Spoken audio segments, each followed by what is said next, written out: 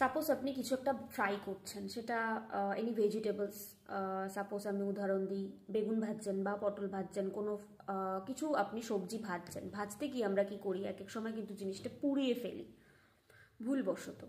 এর ফলে কি হয়?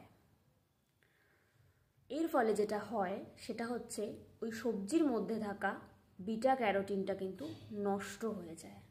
কোনো জিনিস বেশি পুড়িয়ে খাওয়া ভালো না, বা কেউ তো ইচ্ছা করে পোড়ায় না, বেশি পুড়ে যদি যায় তাহলে কিন্তু সেই সবজির মধ্যে থাকা বিটা ক্যারোটিন নষ্ট হয়ে যায়। আমরা কি জানি, বিটা ক্যারোটিন হচ্ছে ভিটামিনের প্রিকিউরসর, মানে আমরা যখন মাছ মাংস ডিম খাই তখন তার মধ্যে অ্যাকচুয়ালি ভিটামিন এ থাকে, ডাইরেক্ট আমরা ভিটামিন এ হিসেবে খাচ্ছি, তার মধ্যে বিটা ক্যারোটিন থাকে না কিন্তু।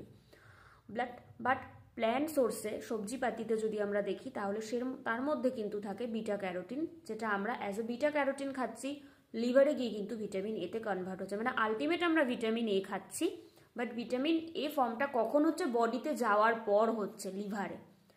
মানে শাক পাতা যেগুলো খাচ্ছি, সবজি মানে এমনি সবজি বা গ্রিন লিফি ভেজিটেবলস যাই খাচ্ছি, সেটা আমরা বিটা ক্যারোটিন নিচ্ছি, লিভারে গিয়ে ভিটামিন এতে কনভার্ট হচ্ছে। আর মাছ মাংস ডিমের মধ্যে কিন্তু ভিটামিন এই থাকছে, সেখানে বিটা ক্যারোটিন ফর্ম আসছে না। তাই যখনই আপনি কোনো সবজিকে পুড়িয়ে ফেলবেন না, তার মধ্যে থাকা বিটা ক্যারোটিনটা কিন্তু নষ্ট হয়ে যায়। আর এই কথাগুলো কিন্তু আমরা আমরা আমাদের টিচারদের কাছ থেকে শিখেছি।